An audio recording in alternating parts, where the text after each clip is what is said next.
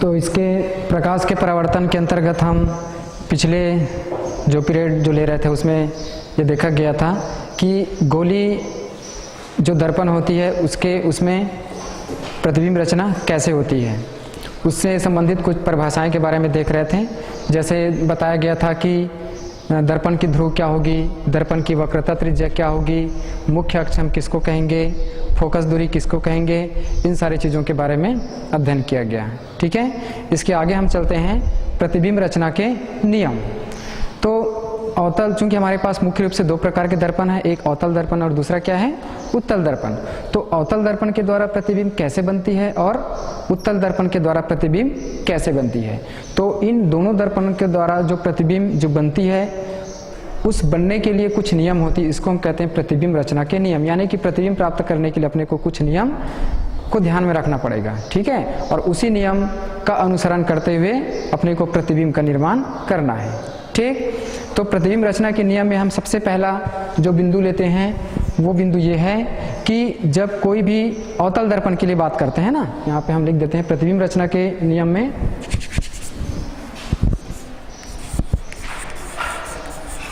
प्रतिबिंब रचना के नियम। तो इसके मुख्य रूप से 4 नियम होती है। पहला नियम ये कहता है कि जो प्रकाश किरण मुख्य अक्ष के समांतर गुजरती है, जो प्रकाश किरण मुख्य अक्ष के समांतर गुजरती है, दर्पण से परावर्तित होने के पश्चात उसकी फोकस से होकर के गुजरेगी। ठीक है, जैसे पहला नियम में हम देख रहे हैं कि ये मान लीजिए हमारे पास एक दर्पण है, इसका ये मुख्य अक्ष है। ठीक है, इसको हम कहते हैं फोकस, ये हो गई उसकी वक्रता केंद्र। ठीक, अब यदि प्रकाश किरण कहाँ से गुजर रही है, मुख्य अक्ष के समांतर आ रही है, मुख्य अक्ष के समांतर आ रही है, दर्पण से टकराने के बाद में परिवर्तित होगी, परिवर्तित होने के बाद में कहाँ से गुजरेगा, ये उसकी फोकस से होकर के गुजरेगी। तो ये पहला नियम अपने को ध्यान में रखना है। समझ में आ गई कि मुख्य अक्ष के समांतर आने वाले प्रकाश किरण दर्पण से परावर्तन के पश्चात उसकी फोकस से होकर के क्या होती है, गुजरती है। क्लियर हो गया। दूसरा इधर से भी हम ले सकते हैं, जैसे ये प्रकाश किरण गुजरा, दर्पण से क्या हुआ, परावर्तित हुआ, इसके फोकस से होकर के ये वापस जाएगी। तो इसका जो प्रतिबिंब है कहाँ पे बन रही है, फोकस पर बन रही है। कहाँ पे बन रही है, फोकस पर। क्लियर हो गया।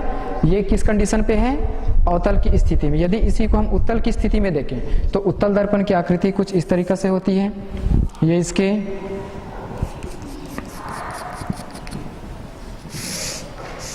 मुख्य अक्ष हो गया। अब प्रकाश किरण कहाँ से आ रही है, अनंत से आ रही है, मुख्य अक्ष के समांतर आ रही है। ठीक है ना, तो यहाँ से ये क्या होगा, परावर्तित हो जाएगी, यहाँ से ये क्या हो जाएगी, परावर्तित हो जाएगी। चूंकि ये इसकी मुख्य फोकस है तो इसको यदि हम आगे की ओर बढ़ाते हैं तो यहाँ पर प्राप्त होगा, इसको यदि हम इधर आगे की ओर बढ़ाते हैं तो यहाँ पर ये क्या हो गया, फोकस हो गया। तो दोनों में कुछ डिफरेंस है। पहले वाले कंडीशन पे यहाँ पे क्या बन रहा है, वास्तविक की स्थिति है, दूसरे वाले कंडीशन क्या है, यहाँ पर आभासी की स्थिति में है। समझ में आ रही है। तो यहाँ पर परावर्तित होने वाले प्रकाश किरण कैसे लग रही है कि फोकस से होकर के गुजर रही है, इस तरीके से प्रतीत हो रहा है। यहाँ पर परावर्तित होने वाले जो प्रकाश किरण है वो क्या हो रही है, फोकस से होकर के गुजर रही है। यहाँ पर क्या है, फोकस से आते हुए प्रतीत हो रहा है। तो ये दोनों में डिफरेंस है। समझ में आ रही है। ये उत्तल हो गया, ये अवतल हो गया, ये क्या हो गया, उत्तल हो गया। समझ में आ गया। पहला नियम क्लियर हो गई। एक बार पुनः रिपीट कर लेते हैं। पहला नियम क्या कहता है कि मुख्य अक्ष के समांतर आने वाली प्रकाश किरणें दर्पण से परावर्तन के पश्चात उसकी फोकस से होकर के गुजरेगी। अवतल की स्थिति में, उत्तल की स्थिति में उसकी फोकस से आते हुए प्रतीत होता है। ये पहला नियम है, इसको ध्यान में रखना है। क्लियर हो गया। इसे में हम दूसरा पॉइंट लेके चलते हैं।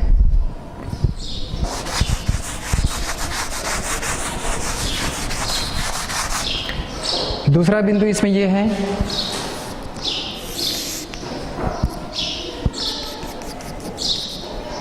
ये फोकस F और ये वक्रता केंद्र C। दूसरा स्थिति, जब प्रकाश किरण वक्रता केंद्र से होकर के गुजरे, वक्रता केंद्र ये है, ठीक है ना। यहां से यदि प्रकाश किरण क्या होती है, गुजरती है, ये ऐसा, ठीक है। तो दर्पण से परावर्तन के पश्चात क्या होगा, उसी दिशा पे क्या होगी, परावर्तित होगी। मतलब ये प्रकाश किरण इस दिशा पे गया तो इसी दिशा पे क्या होगा, ये वापस भी होगा। मतलब ये इस तरीके से ऐसा, ठीक है। यहां से भी हम ले सकते हैं।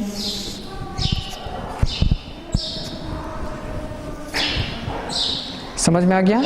तो दूसरा नियम कहता है कि यदि प्रकाश किरण उसकी वक्रता केंद्र से गुजरे तो दर्पण से परावर्तन होने के पश्चात उसी दिशा पे वापस लौटती है, ठीक है। उत्तल की स्थिति में क्या होगा,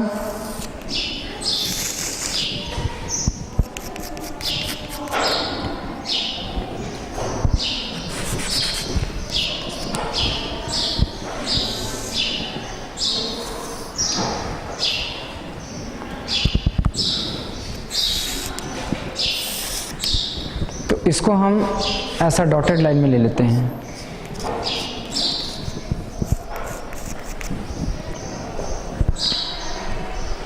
ठीक।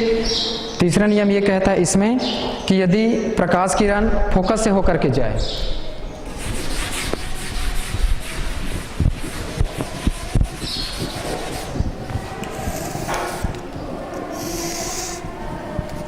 ये इसकी फोकस है। यदि प्रकाश किरण कहाँ से गुजरती है, फोकस से होकर के गुजरती है, तो दर्पण से परावर्तित होने के बाद मुख्य अक्ष के क्या हो जाती है, समांतर हो जाती है। ठीक। तो इस तरीके से प्रतिबिंब प्राप्त करने के लिए ये 3 नियम है। इसी तीनों नियम को क्या करना है, ध्यान में रखना है। ध्यान में रखते हुए अपने को अवतल और उत्तल के लिए क्या करना है, प्रतिबिंब रचना का निर्माण करना है। क्लियर हो गई। एक बार पुनः रिपीट कर दें। पहला टॉपिक या पहला बिंदु ये कहता है कि यदि प्रकाश किरण मुख्य अक्ष के समांतर आपतित हो तो दर्पण से टकराने के बाद उसकी फोकस से होकर के गुजरेगी। दूसरा नियम ये कहता है कि यदि प्रकाश किरण वक्रता केंद्र से गुजरती है तो दर्पण से टकराने के पश्चात वक्रता केंद्र की दिशा में ही क्या होगी, परावर्तित होगी। तीसरा नियम इसमें यह कहता है कि जो प्रकाश किरण फोकस से होकर के गुजरती है दर्पण से टकराने के पश्चात वह मुख्य अक्ष के क्या हो जाती है, समांतर हो जाती है। ठीक है। एक और है जिसको हम कहते हैं कि यदि प्रकाश किरण दर्पण के ध्रुव पर आपतित हो, दर्पण के ध्रुव मतलब ये वाला बिंदु, प्रकाश किरण यदि दर्पण के ध्रुव पर आपतित हो तो जो परावर्तित होने वाली जो किरण होगी वो दूसरी तरफ जितने आपतन कोण पर यहाँ पर आपतित होगी उतने ही कोण से यहाँ पर क्या बनाएगा, परावर्तन कोण का निर्माण करेगा। तो इस तरीके से 4 नियम है प्रतिबिंब रचना के लिए। इन्हीं चारों नियम को क्या करना है, ध्यान में रखना है। तो आगे हम चलते हैं अवतल दर्पण के द्वारा प्रतिबिंब रचना। इसकी अलग अलग 6 स्थितियां हो सकती हैं।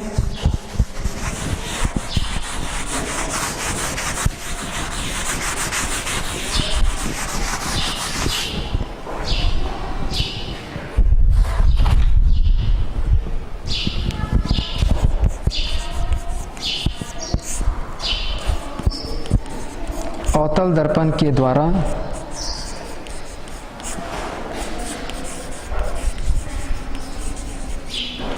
प्रतिबिंब रचना।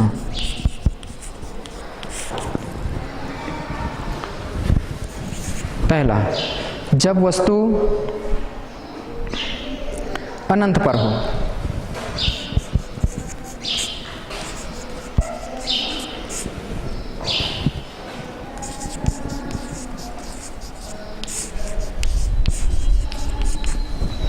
जब वस्तु कहां पर हो, अनंत पर हो।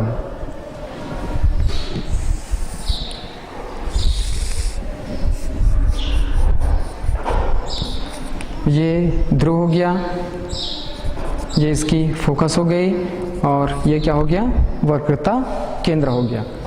स्थिति क्या है, वस्तु कहां पर है, अनंत पर। तो अनंत पर है मतलब प्रकाश किरण किधर से आएगी, मुख्य अक्ष के समांतर आएगी। ठीक है। कहां से गुजरती है, उसके फोकस से होकर के गुजरती है। क्लियर हो गया। तो बनने वाले प्रतिबिंब कहां पर बन रही है, फोकस पर। ठीक है। किस प्रकार की बन रही है, बिंदु आकार की। किस प्रकार की, बिंदु आकार की। वस्तु की स्थिति क्या है, छोटी है। क्या है, छोटी है। वस्तु यहाँ पर रखी कितनी बड़ी है अपने को पता नहीं है, लेकिन यहाँ पर प्राप्त होने वाले जो प्रतिबिंब है वो क्या है, वस्तु से छोटी, उल्टी। वस्तु से छोटी और उल्टी, और कैसी है, वास्तविक। तो पहला स्थिति समझ में आ गया कि जब वस्तु अनंत पर होती है तो अवतल दर्पण से बनने वाला जो प्रतिबिंब होगी वो फोकस पर बनेगी, दर्पण के फोकस पर बनेगी, उल्टी बनेगी और वस्तु से छोटी होगी। क्लियर हो गया। दूसरा स्थिति, जब वस्तु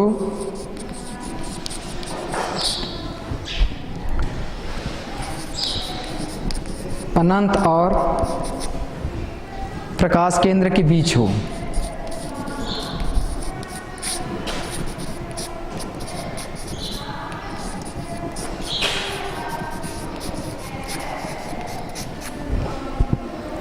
जब वस्तु अनंत और प्रकाश केंद्र के बीच हो।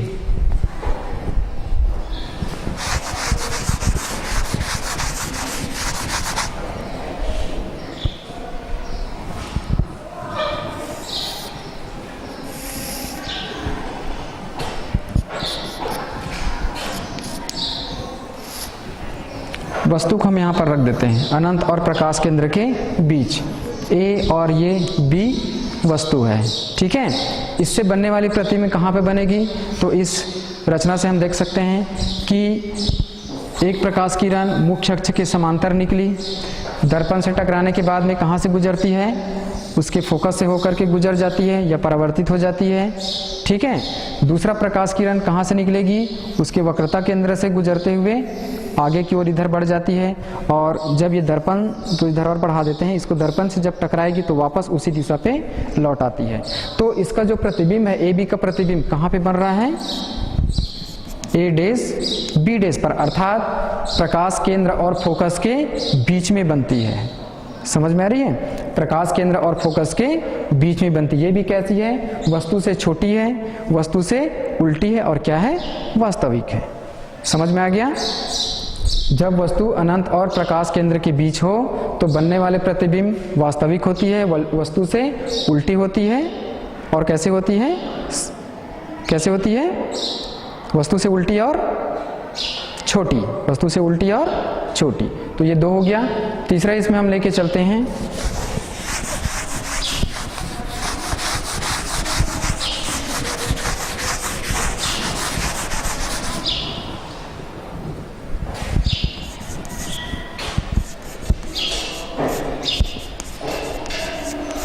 जब वस्तु प्रकाश केंद्र पर हो,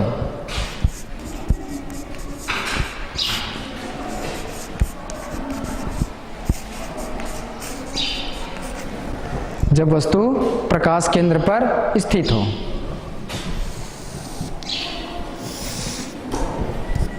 ये फोकस F, ये वक्रता केंद्र हो गया।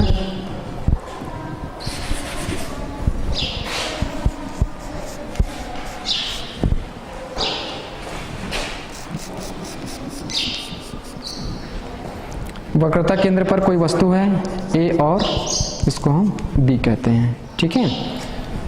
तो एक प्रकाश किरण मुख्य अक्ष के समांतर निकली, परावर्तन होने के पश्चात उसके फोकस से होकर के निकल गई। दूसरा यहीं से गुजरेगा, प्रकाश केंद्र से होकर के गुजरेगी, ठीक है, और वहीं से क्या हो जाएगा? वापस हो जाएगा। तो इस स्थिति में इसका जो प्रतिबिंब बनेगी वो कहाँ पर बनेगी? कहाँ पर बनना चाहिए? कहाँ पे बनना चाहिए?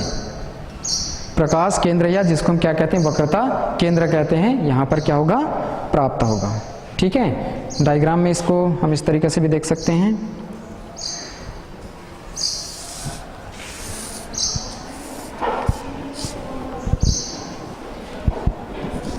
ए डैश बी डैश।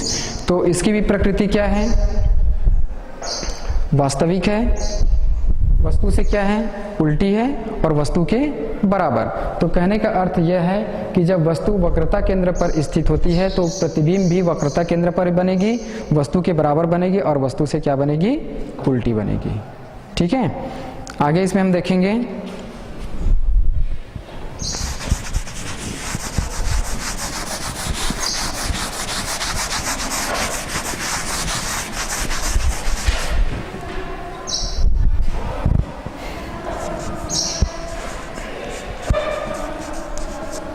जब वस्तु वक्रता केंद्र और फोकस के बीच स्थित हो।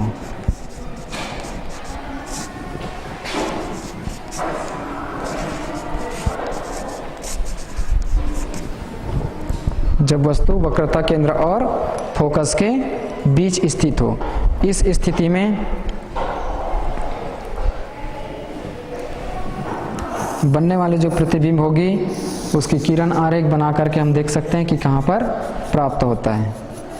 ये दर्पण का ध्रुव हो गया, दर्पण की फोकस हो गई और ये उसकी वक्रता केंद्र हो गई। वक्रता केंद्र और फोकस के बीच में रखते हैं, ये दोनों के बीच में क्या रखा गया, यहाँ पर वस्तु रखी गई। वस्तु का हम नाम दे देते हैं ए और ये बी। ठीक, मुख्य अक्ष के समांतर वस्तु से निकलने वाली प्रकाश किरण दर्पण पे गई, दर्पण से परावर्तित होने के पश्चात उसकी फोकस से होकर के गुजर गई। ठीक है, दूसरी प्रकाश किरण उसकी वक्रता केंद्र से होकर के गुजरेगी। वक्रता केंद्र से होकर के गुजरेगी मतलब इसको हम दूसरे तरीके से देख सकते हैं।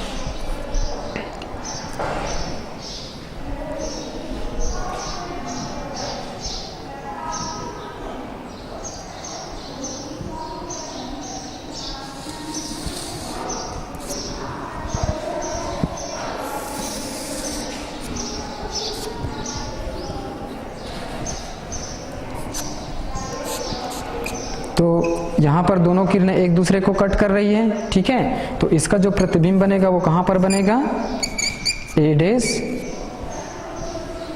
बी डैश पर, ए डैश बी डैश पर। क्लियर हो गया। तो जब वस्तु वक्रता केंद्र और फोकस के बीच में स्थित होती है तो उस वस्तु का जो प्रतिबिंब होगा वो अनंत पर बनेगी। अनंत मतलब यहाँ पे केंद्र के बाहर, अनंत का मतलब क्या हुआ, केंद्र के बाहर। ठीक है, इसकी भी स्थिति क्या है, वास्तविक है, वस्तु से क्या है, उल्टी है, और वस्तु से क्या है, बड़ी भी है। ये छोटी है, इससे क्या बन रहा है, यहाँ पर बड़ा बन रहा है। ठीक, आगे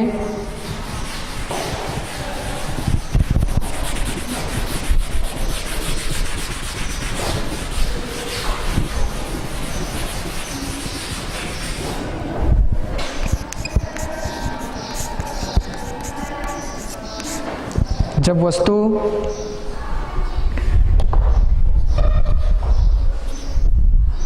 फोकस पर हो,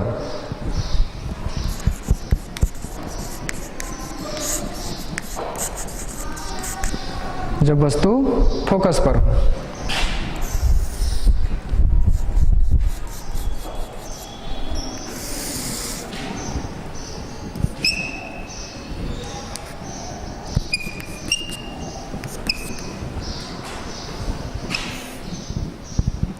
ये वस्तु रखी गई है, इससे निकलने वाली प्रकाश किरण मुख्य अक्ष के समांतर गया और उसकी फोकस से होकर के गुजर गई। दूसरी प्रकाश किरण उसकी वक्रता केंद्र से होकर के गुजरेगी और उसी दिशा पे क्या हो जाती है, वापस लौट जाती है। तो इसका जो प्रतिबिंब है वो कहाँ पर प्राप्त हो रहा है, कहाँ पर प्राप्त हो रही है, अनंत पर। कहाँ पे मिलेगा, यहाँ पर अनंत पर। इधर का जो एरिया है ये बाहर चले गया तो इसको हम कहते हैं अनंत। ठीक है, तो इस तरीके से जब वस्तु फोकस पर स्थित होती है तो उसका जो प्रतिबिंब बनता है वो कहाँ पर बनती है, अनंत पर बनती है। क्लियर हो गया। तो इस तरीके से हम अवतल दर्पण के द्वारा बने हुए प्रतिबिंब की रचना कर सकते हैं। ठीक है, ये भी प्रतिबिंब वास्तविक होगी, उल्टी होगी और वस्तु से क्या होगी, बड़ी होगी। ठीक, एक और स्थिति है जब वस्तु फोकस और ध्रुव के बीच स्थित हो।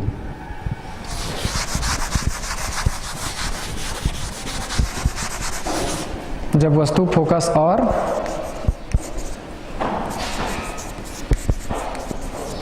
ध्रुव के बीच हो, जब वस्तु फोकस और ध्रुव के बीच में स्थित होती है तो उसका बनने वाला प्रतिबिंब की स्थिति, ये ध्रुव हो गया, ये फोकस हो गई और ये वक्रता केंद्र हो गया। वस्तु को हम फोकस और ध्रुव के बीच में रख रहे हैं, मतलब ये यहाँ पर होगी ए और ये बी, ये वस्तु है। ठीक है, मुख्य अक्ष के समांतर जो किरणें निकलेगी परावर्तन के पश्चात उसके फोकस से होकर के गुजरेगी और एक उसके केंद्र से निकलती है। तो केंद्र से जो निकलने वाली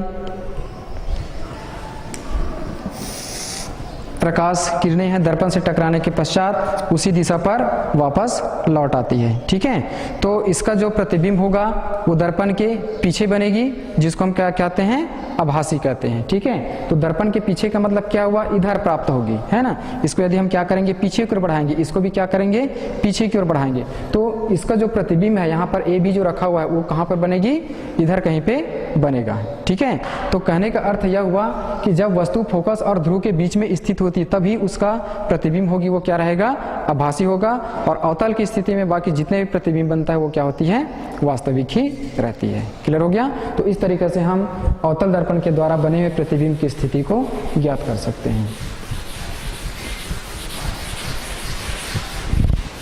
ठीक, शॉर्ट में यदि हम इसका सारांश देखना चाहें तो पहला स्थिति क्या लिया था कि जब वस्तु अनंत पर हो, वस्तु अनंत पर होती है तो उसका प्रतिबिंब कहाँ पे बनता है, फोकस पर बनती है, वास्तविक होती है, उल्टी होती है और वस्तु से क्या होती है, छोटी होती है। ठीक है, दूसरा स्थिति क्या है कि जब वस्तु अनंत और वक्रता केंद्र के बीच हो, इस स्थिति में वस्तु का जो प्रतिबिंब है वो कहाँ पे बनेगी, उसके वक्रता फोकस और वक्रता केंद्र के बीच में बनेगा, वास्तविक होगी, उल्टी होगी और वस्तु से क्या होगा, छोटा होगा। ठीक है, तीसरा स्थिति क्या लिया गया था कि जब वस्तु वक्रता केंद्र पर स्थित हो तो बनने वाली प्रतिबिंब कहाँ पर होगी, वक्रता केंद्र पर ही बनेगी, वस्तु के बराबर बनेगी, वास्तविक होगा और कैसे होगा, उल्टा होगा। ठीक है, अगला स्थिति क्या लिया गया था कि जब वस्तु केंद्र यानी कि वक्रता केंद्र और कहाँ पर हो, फोकस के बीच हो, तो इस स्थिति में वस्तु का जो स्थिति होगा वो कहाँ पर होगी, वह अनंत और वक्रता केंद्र के बीच में होगा, वास्तविक होगी, उल्टी होगी और वस्तु से क्या होगा, बड़ा होगा। ठीक है, ये इसका सारांश है। इसके आगे यदि फोकस पर स्थित होती है तो वस्तु का जो प्रतिबिंब है वो कहाँ पर बनेगी, अनंत पर बनेगी, ये भी वास्तविक होगी, उल्टी होगी और वस्तु से क्या होगा, बहुत बड़ा होगा। ठीक है, लास्ट में क्या देख रहे थे कि जब वस्तु फोकस और ध्रुव के बीच में स्थित हो, तो जब वस्तु फोकस और ध्रुव के बीच में होती है तो दर्पण के पीछे इसका प्रतिबिंब बनता है, दर्पण के पीछे प्रतिबिंब बन रही मतलब क्या होगा, आभासी होगी और सीधा होगा, वस्तु से क्या होगी, बड़ी होगी। ठीक है, तो इस तरीके से हम इसका सारांश देखें। आगे हम चलते हैं उत्तल दर्पण के द्वारा कैसे प्रतिबिंब बनती है।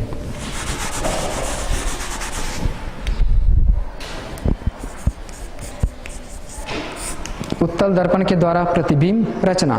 तो उत्तल दर्पण के द्वारा जो प्रतिबिंब बनती है उसमें हम देखते हैं पहला स्थिति, जब वस्तु अनंत पर हो। पहला टॉपिक क्या लेते हैं, जब वस्तु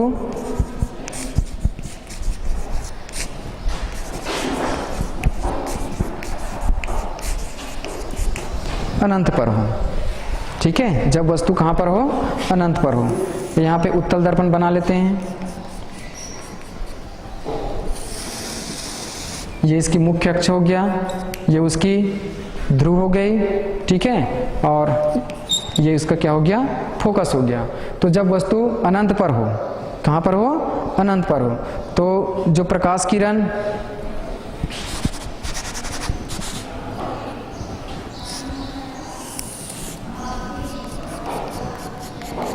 ये इसके परावर्तक पृष्ठ है। प्रकाश किरण मुख्य अक्ष के समांतर आई, दर्पण से परावर्तित होकर ये इस दिशा पे लौट गया। यहाँ पर भी मुख्य अक्ष के समांतर आई, दर्पण से परावर्तित होकर इस दिशा पे लौट गई।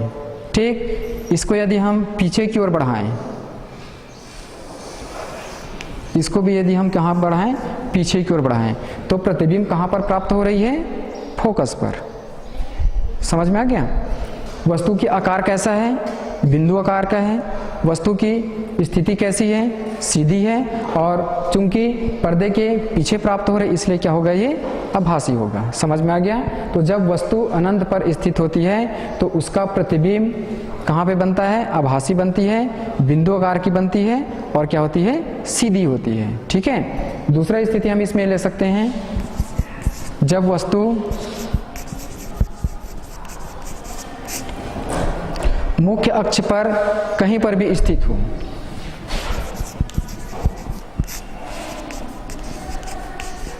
मुख्य अक्ष पर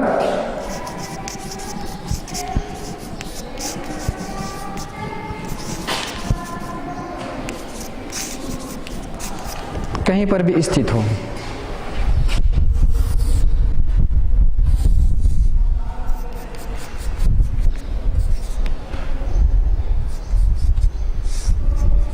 और ये सी ले लेते हैं। ठीक है, मुख्य अक्ष पर कहीं पर भी स्थित हो, मतलब इसको हम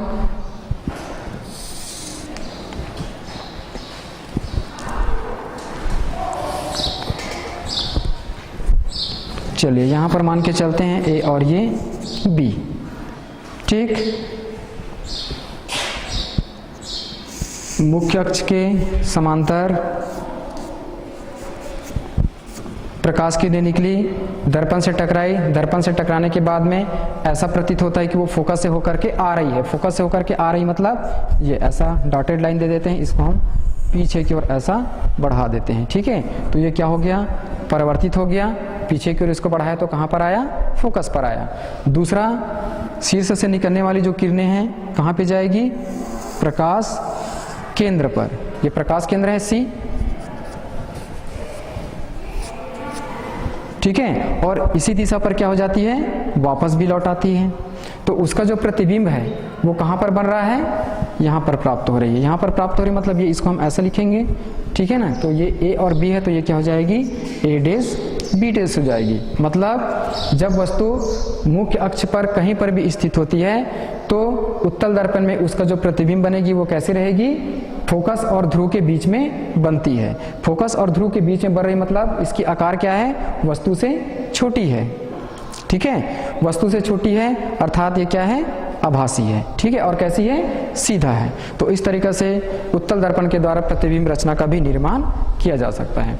तो इस तरीके से दर्पण में प्रतिबिंब कैसे बनती है, समतल दर्पण में प्रतिबिंब कैसे बनती है, उत्तल दर्पण में प्रतिबिंब कैसे बनती है और अवतल दर्पण में प्रतिबिंब कैसे बनती है, इसके बारे में यहाँ पे चर्चा किया गया। ठीक है, आगे हम देखेंगे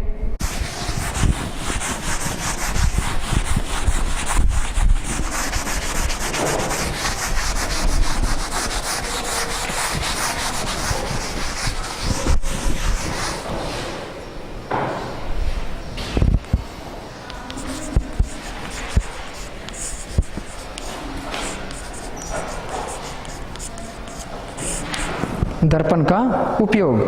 समतल दर्पण, उत्तल दर्पण और अवतल दर्पण सभी का उपयोग कहाँ कहाँ पर किया जाता है। ठीक है, तो सबसे पहले हम देख लेते हैं कि अवतल दर्पण का उपयोग कहाँ पे करेंगे। दर्पण का उपयोग में पहला टॉपिक लेते हैं यहाँ पर, अवतल दर्पण का उपयोग।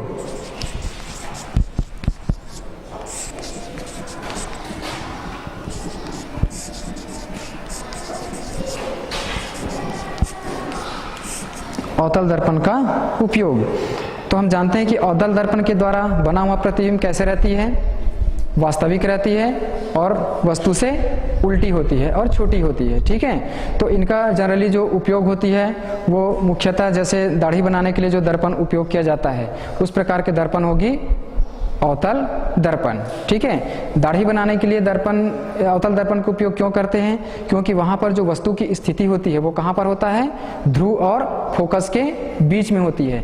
जब वस्तु ध्रुव और फोकस के बीच में होती है तो उसका आवर्धित प्रतिबिंब बनता है और वह प्रतिबिंब कैसी होती है, सीधी, जो कि क्या होता है, आभासी होता है। और आभासी होने की स्थिति में वह वस्तु क्या होती है, सीधी दिखाई देती है। समझ में आ रही है। तो इसी कारण अवतल दर्पण का उपयोग दाढ़ी बनाने में किया जाता है। सबसे पहले यहाँ पे क्या लेंगे, दाढ़ी बनाने में।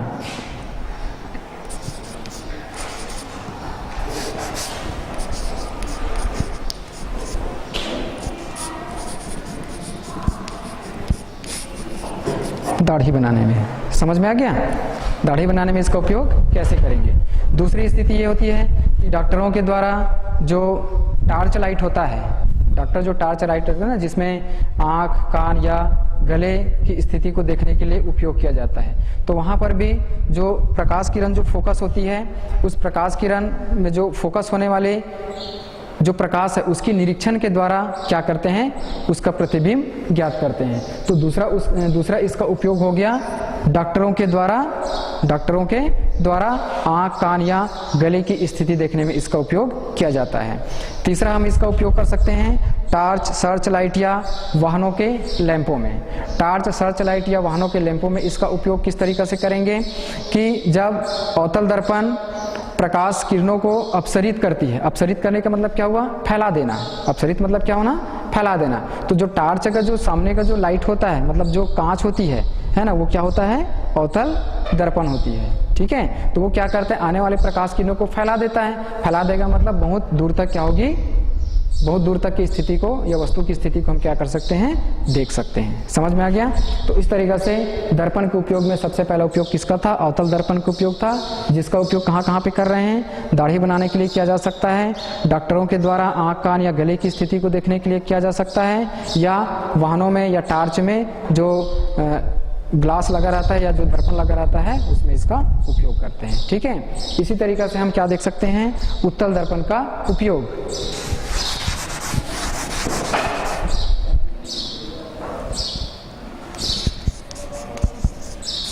उत्तल दर्पण का उपयोग, उत्तल दर्पण का उपयोग मुख्यतः कहाँ कहाँ पे करेंगे?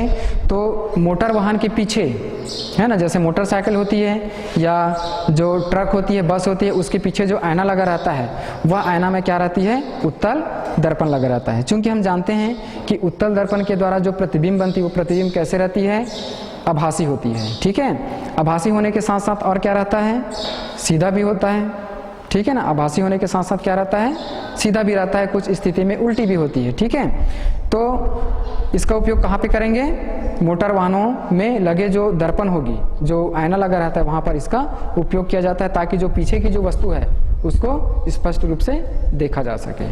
ठीक, तो पहला उपयोग कहाँ पे लिया? मोटर वाहन में।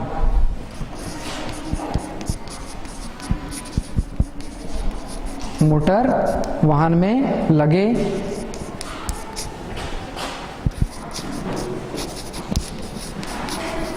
आईना में इसका उपयोग किया जाता है। दूसरा इसका जो उपयोग होती है उत्तल दर्पण की, ये होता है जैसे सड़क होती है ना, सड़क में जो खंबे लगी रहती है उसमें भी जो लाइट लगा रहता है उस लाइट में इसका उपयोग किया जाता है। तो ये क्या करती है? जो किरणें होती है उसको क्या करती है? फैला देती है, उसको बहुत दूर तक बिखेर देता है। तो जिसके कारण इसका उपयोग गली में या सड़कों में लगी जो खंबे होती है उसमें, उसके लाइट में इसका उपयोग किया जाता है। क्लियर हो गई? तो इस तरीके से उत्तल दर्पण और अवतल दर्पण का उपयोग करते हैं। समतल दर्पण का उपयोग कहाँ करते हैं? सभी लोग जानते हो, है ना, अपनी चेहरा देखने के लिए इसका उपयोग करते हैं, या अपनी प्रतिबिंब को प्राप्त करने के लिए समतल दर्पण का उपयोग किया जाता है। ठीक है, तो ये था दर्पण के उपयोग। इसके आगे हम चलते हैं कि दर्पण को हम पहचानेंगे कैसे, या दर्पण की पहचान।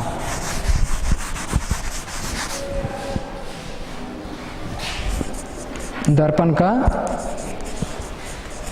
पहचान करना। चूंकि हमारे पास तीन प्रकार के दर्पण हैं, एक समतल दर्पण, दूसरा क्या है? अवतल दर्पण, और तीसरा क्या है?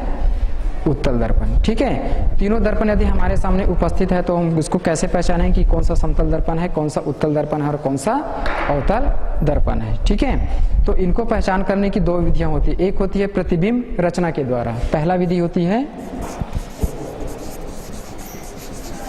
प्रतिबिंब रचना से। प्रतिबिंब रचना से हम दर्पणों को कैसे पहचानेंगे? तो प्रतिबिंब रचना से दर्पण को पहचान करने के लिए यदि हम देखते हैं कि दर्पण के सामने रखी हुई वस्तु आभासी बनती है, वस्तु के बराबर बनती है और दर्पण के पीछे बनता है, तो कौन सा दर्पण होगा? समतल दर्पण होगा। ठीक है, क्लियर हो गया? यदि दर्पण के सम्मुख अलग अलग स्थितियों में रखी वस्तु का प्रतिबिंब सीधा वस्तु से बड़ा और उल्टा बनती है, सीधा वस्तु से बड़ा और क्या बनती है? उल्टा बनती है, तो इस स्थिति में उस दर्पण को हम क्या कहेंगे?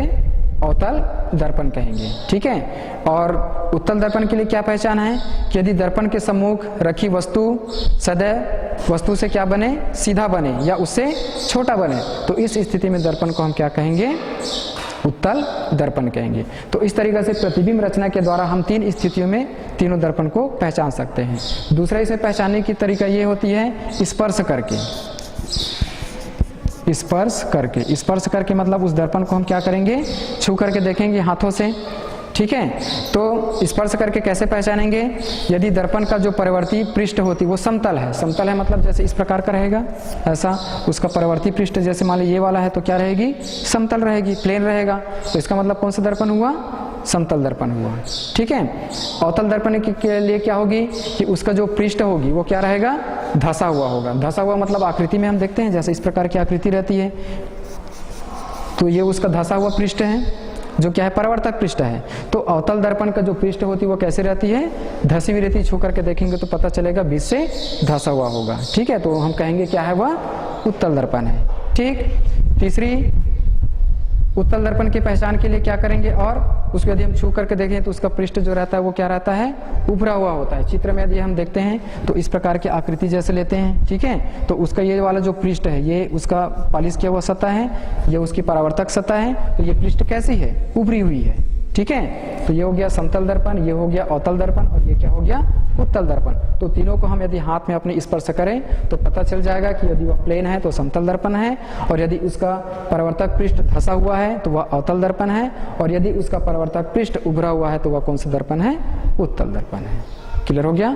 तो इस तरीका से हम दर्पण को प्रतिबिंब रचना के द्वारा भी पहचान सकते हैं, और दर्पण को हम स्पर्श करके या अपने हाथों से छू करके भी हम क्या कर सकते हैं, उसको पहचान सकते हैं। तो ये था दर्पण की पहचानने की तरीका, और उसके द्वारा कैसे प्रतिबिंब बनती है उसकी तरीका। आगे हम चलेंगे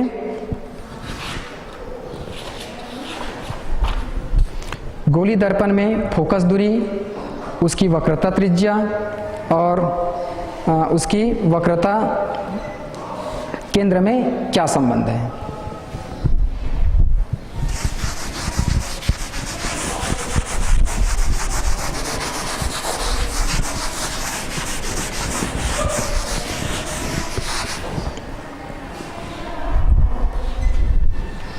गोली दर्पण में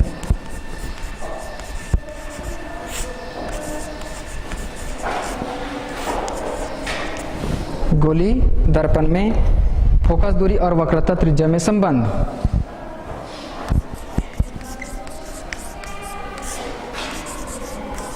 फोकस दूरी और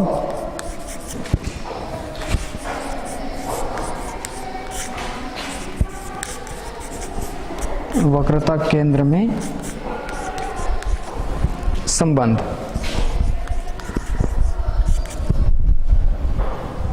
फोकस दूरी और वक्रता केंद्र में संबंध, ठीक। तो गोली दर्पण में जब इसमें संबंध स्थापित किया जाता है तो उसमें एक फार्मूला निकलती है, और उस फार्मूला होता है F = R/2, F = R/2। इस सूत्र का निर्माण यहाँ पर किया जाएगा। तो इसके लिए चित्र बनाते हैं। मान लीजिए हमारे पास एक दर्पण लेते हैं, ये अवतल दर्पण है, M N, ये इसका मुख्य अक्ष हो गया, ये इसकी क्या हो गई, ध्रुव हो गई, ये क्या हो गया, फोकस हो गई, और ये क्या हो गई, उसकी वक्रता केंद्र हो गई। ये दर्पण बना दिया इस तरीका से पॉलिश करके, ठीक है।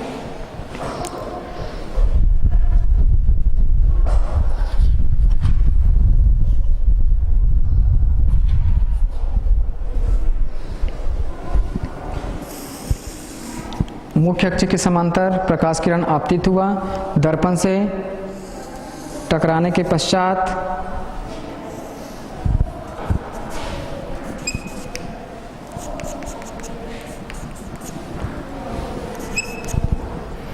BF दिशा में परावर्तित हो गई, क्लियर हो गई। और एक इसमें हम क्या डालते हैं, एक अभिलंब डालते हैं।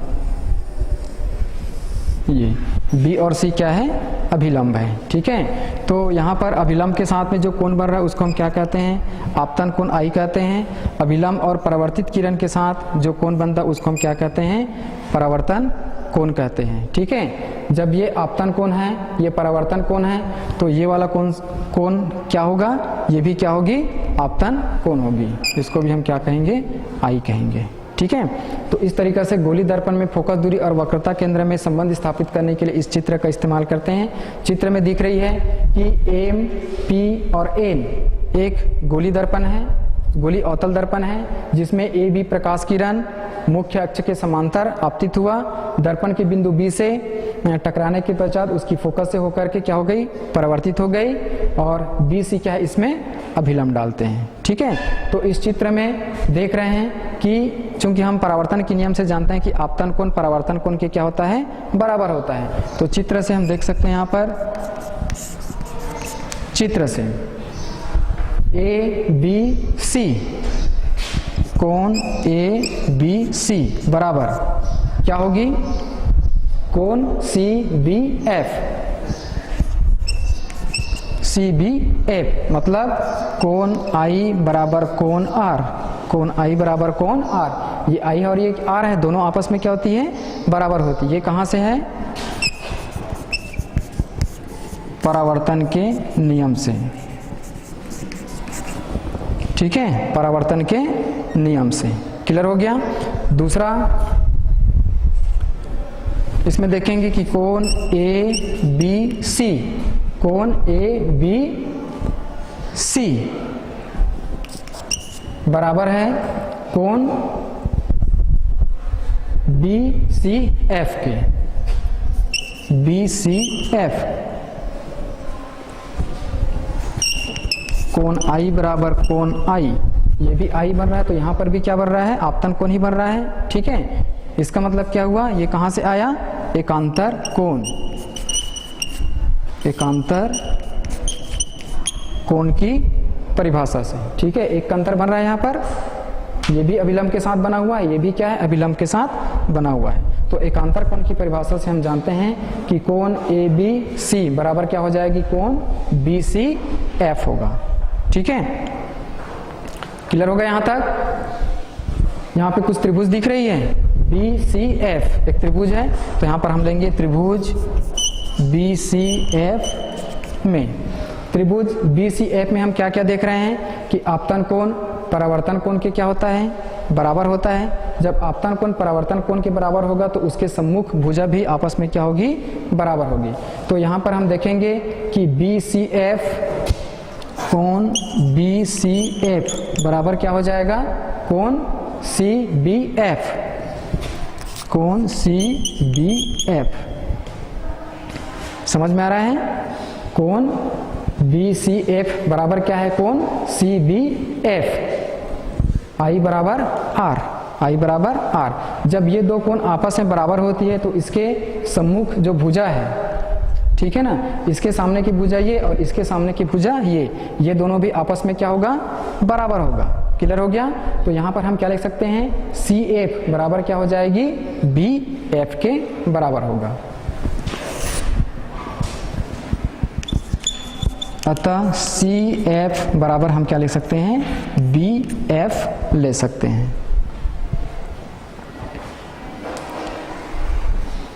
ठीक है। सी एफ बराबर क्या ले सकते हैं, बी एफ ले सकते हैं। या इसको हम लिख सकते हैं C F equal to B F की जगह में क्या लिया जा सकता है, पी एफ भी लिया जा सकता है। कब, जब ये दर्पण की जो द्वारक है वो क्या हो, छोटा हो।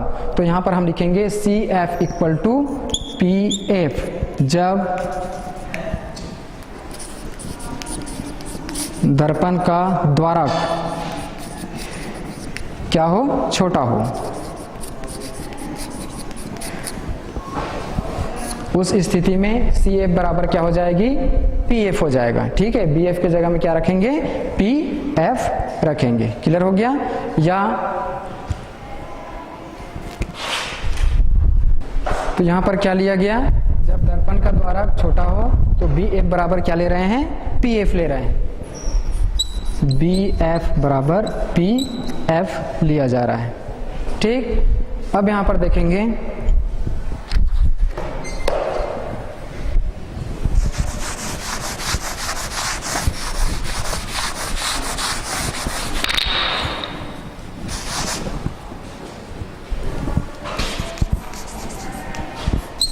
पी सी बराबर पी सी, यहां से यहां तक देखिए ध्रुव से वक्रता केंद्र की जो दूरी है ये दो भागों में बटा हुआ है, तो इन दोनों के योग के बराबर होगा। अर्थात पी सी बराबर हम क्या क्या ले सकते हैं, P F plus F C, P C equal to P F plus F C. या इसको हम लिख सकते हैं पी सी बराबर P F plus P F, P F plus P F. P C की जगह में पी एफ क्यों लिखा गया, क्योंकि यहाँ पे देखिए सी एफ बराबर क्या है, बी एफ है, और बी एफ की वैल्यू कितना लिखा जा रहा है, पी एफ के बराबर लिया जा रहा है। समझ में आ रही है? कब? जब दर्पण की द्वारा क्या होती है? छोटी होती है। द्वारा का मतलब जहां से प्रकाश किरण आ रही है, ठीक है ना।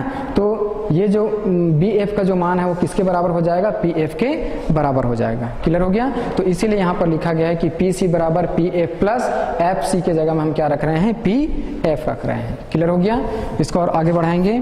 PC इक्वल टू या बराबर PF और PF दोनों जुड़ जाएगा तो क्या हो जाएगी? 2PF। 2PF और PC क्या चीज है? ध्रुव से वक्रता केंद्र की दूरी, और ध्रुव से वक्रता केंद्र की दूरी को हम किससे प्रदर्शित करते हैं? R से प्रदर्शित करते हैं, जिसको हम क्या कहते हैं? वक्रता त्रिज्या। तो PC बराबर यहाँ पर क्या लिया गया? R equal to 2PF। PF का मतलब क्या है? ध्रुव से फोकस तल की दूरी। तो ध्रुव से फोकस तल की दूरी को हम किससे प्रदर्शित करेंगे?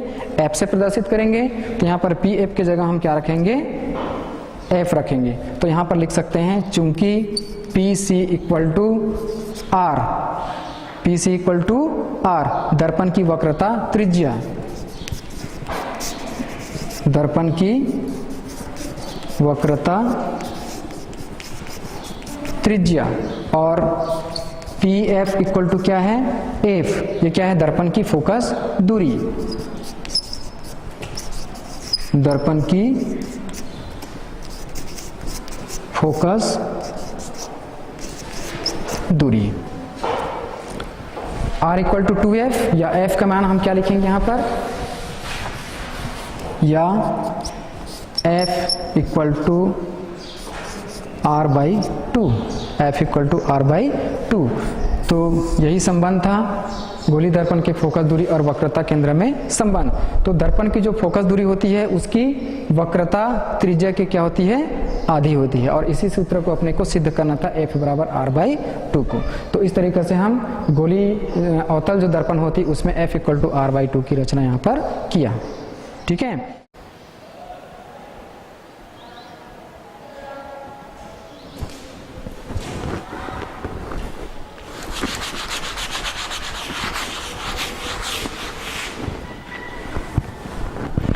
बच्चों इसमें देख रहे थे अवतल दर्पण में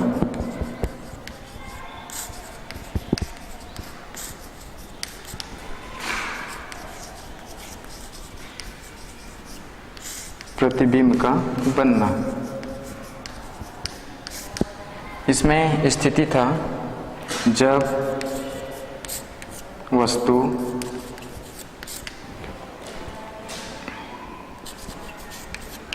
ध्रुव और फोकस के बीच स्थित हो, जब वस्तु ध्रुव और फोकस के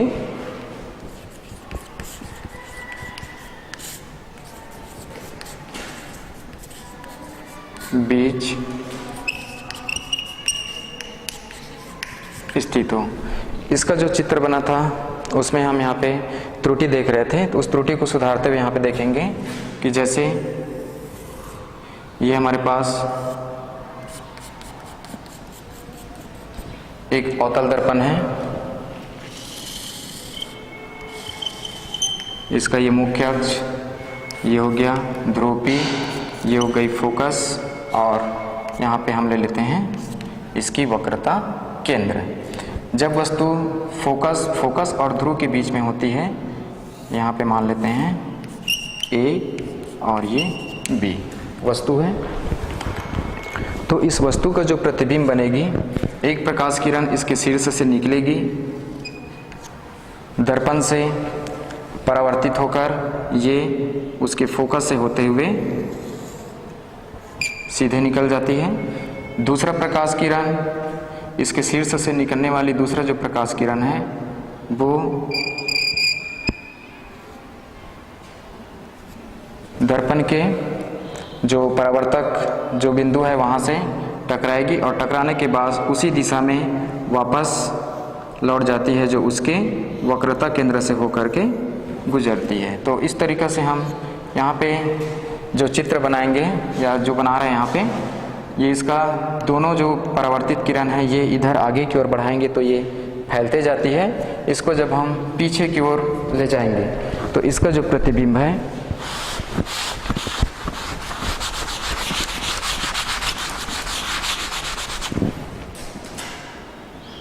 ये इसको हम ऐसा डॉटेड लाइन से लेंगे, ये यहाँ पे प्राप्त होता है। ये हो जाएगा ए डैश और ये हो जाएगा बी डैश। तो इस तरीके से अवतल दर्पण में बना हुआ जो प्रतिबिंब है, जब वस्तु ध्रुव और फोकस के बीच में होती है तो उसका आभासी प्रतिबिंब ए डैश बी डैश पर बनता है, जो वस्तु से क्या होती है, बड़ी होती है। तो इसमें त्रुटि सुधार करेंगे और इस तरीके से चित्र यहाँ पर बनाएंगे। ये प्रकाश किरण की जो दिशा है उसको बता रहे हैं, ये वापस इसी दिशा में आ जाती है। Thank you.